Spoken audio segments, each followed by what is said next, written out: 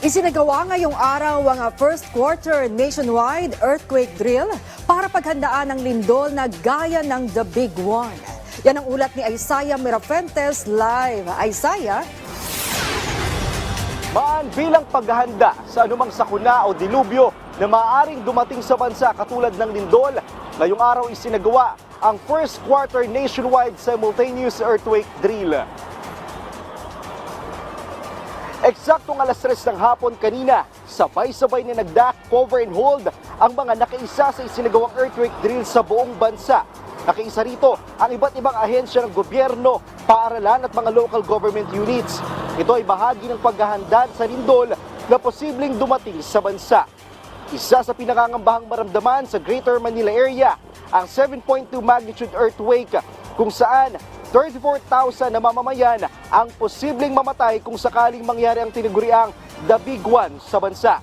Siniguro naman ng DSWD na handa sila kung sakaling may magganap na lindol sa Pilipinas. Sisikapin nila na masiguro na lahat ng apektado ay madadalahan ng pagkain at mga pangunahing pangangailangan. Sa ngayon, nasa 2.5 milyong relief goods na ang nakahanda sa buong bansa. Kaya unang-una talaga solusyon dito sa paghahanda, hindi po yung duck cover and hold.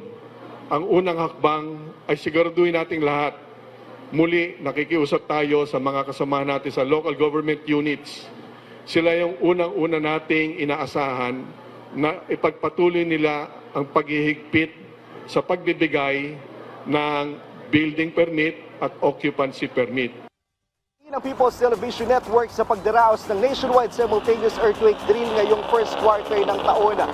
Maliban sa inyong pambansang TV, nakaisa rin ang iba pang attached agencies sa ilalim ng Presidential Communication Office tulad ng Apple Production Unit, Philippine Information Agency, Philippine News Agency at Presidential Broadcast Service.